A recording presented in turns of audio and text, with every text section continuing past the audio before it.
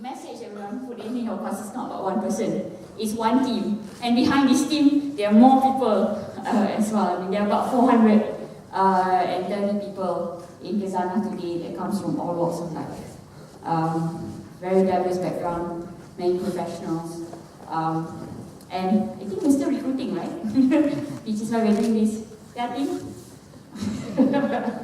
Right? So, coming to a recruitment point, I think in your packet as well, I also want to make a point that we are also recruiting for different kind of industries today. Because the things that we are actually, investing, not only in legacies investment, but we're also investing in new economic investment. So I think as an example we had was something called Team Attractions and Resorts. I mean, this is leisure and tourism as an industry. Some people say, this is all economy lah. I said, actually the services side at the front end is all economy. But the creativity behind how do you keep your customers, I guess, or to keep on coming to your theme park, to keep on coming and spending more when they're actually there. I mean, that's the creativity side and that's the innovation side. So, I mean, these are the things, are new jobs, I think, new types of jobs, I think that the country need to begin to, kind of provide. And I think the young people need to start thinking about how can they convert to this type of jobs, because this is where the high value premium jobs are going to be for the future. I mean, this is an example. Go to the website, you see so many new economic investments that we are doing, which is offering different type of jobs. So this is building up our team. I think there are various other things in terms of job opportunity. Then it might not be so relevant for you. I think there are a couple of things for new graduates who want to convert, become investment professionals. I think we do GTP, graduate training programs for investment professionals. So if you're not doing investment degree or finance degree, but you want to become an investment professional, you can apply and do a GTP program with us. It's a one-year program. There's also GTCA, graduate training, chartered accountancy, right? Also accountancy. So that all in your packs, you can learn. If it's not yourself, maybe you can advise, your relatives or your friends and so on. But those were just all the jobs in design. This one just I have to read like part of my job.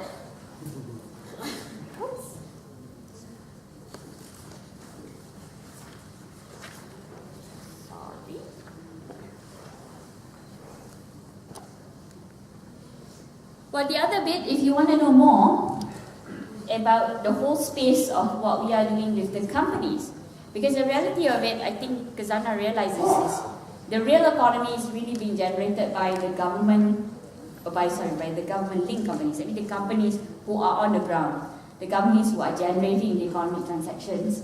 So this is the Sandabi, the Tenaga, the Telecom, and all that. MH, airports, airlines, and so on. So, and the reality of it is that a lot of people, I think, have a misunderstanding, I guess, on these companies' role. I think when I first came in 2004, I myself had some misperception around it. I mean, one thinking was that, why are these companies not so efficient?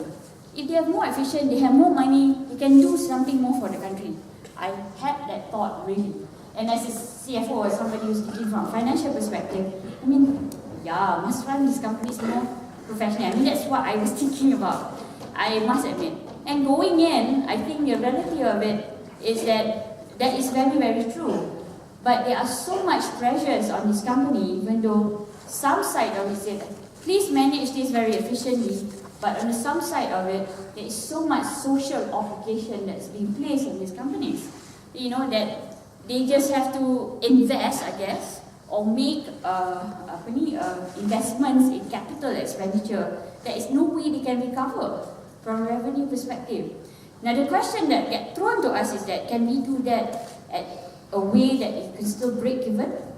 And I think that's a challenge that we pose to many of our teams to think through on how to do it.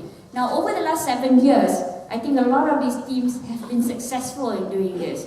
And while doing this, they're still also doing it responsibly, looking at providing products that's with innovation to the customers, providing a good workplace for their employees, providing things that is very well for community and society that they actually operating in. So, but all this get lost because it doesn't get communicated very well. So there will be a GLC open day actually in 3 days. This is just information for people to come and see. You can put comments, you can put feedback. I mean, the idea for us is just share it out, I mean, it's also for feedback time. I think there'll be engagement activities. I'm saying this because so that I don't have to tell you the whole story.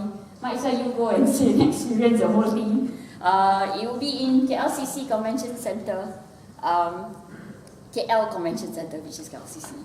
24th, 26th June. Watch out for the website. I think the website will be up by tomorrow. Because the programs is continuing to be updated in the 3 days. I think there are special forums, special invitation, so people can be interested in many things. So there'll be a lot of things posted, job opportunities, scholarships, and many like graduate training programs and all that. I think all the activities for the young people as well and so on. So I think it just be quite a useful thing also for your knowledge, right?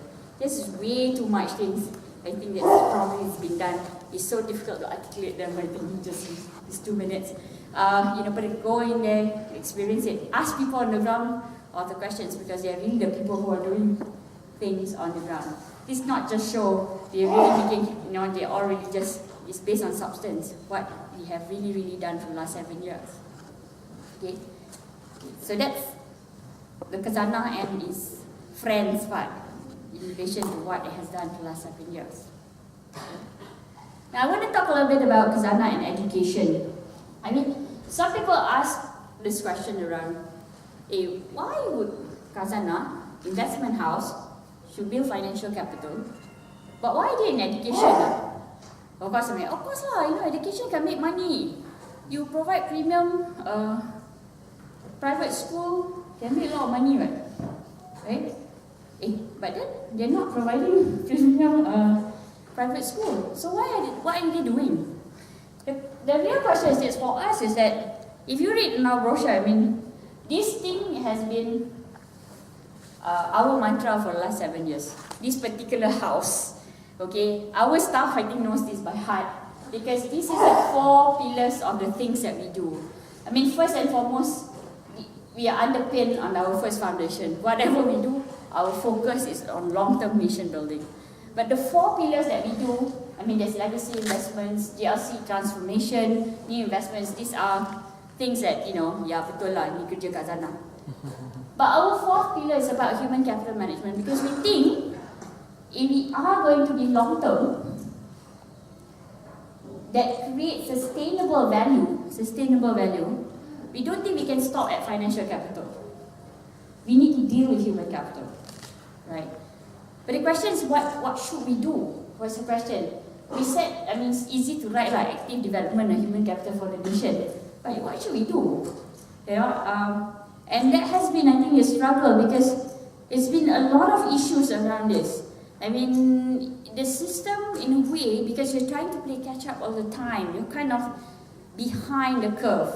The industries, for example, has always been kind of complaining, I guess, when you see the drop of the quality, I guess, of new graduates coming into the workforce. So, when they struggle with the training of that, they have to incur more costs. When they incur more costs, they start taking less people. When they start taking less people, there are more graduates not getting jobs. So then it becomes a vicious cycle, right? And there are more unemployed graduates. Then unemployed graduates, and it's a vicious cycle. The system itself is beginning to create more and more problems. You see, human capital wastage is a terrible thing. You see, money if you waste, you probably go to hell. But the human capital wastage there's so many other implications because either, it's going to cause some social ills because the person will have, demotivation factors. There'll be probably increase of crimes. Drug addiction will increase.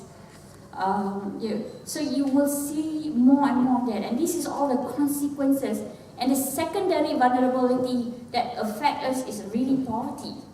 And when there's poverty, then people are disempowered from making decisions about their life, right? And that, will cause even more vicious cycle, because then the inequities begin to even cause even more disparity. Now this is the thing, so it starts, it's like a bad vicious cycle, right? So money can will stop at that point in time. You go to hell, you stop. Okay? But with this one, there's so much other implications.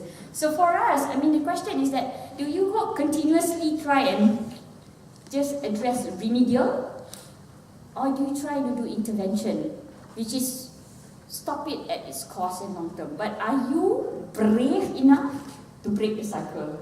Because you have to break the cycle if you want to do intervention. I think that's a question that we continue to ask ourselves. First and foremost, because people already questioned us, see your role. I tell you so much. Government not particularly enjoying us coming to tell them, hey, I think your system not working, right?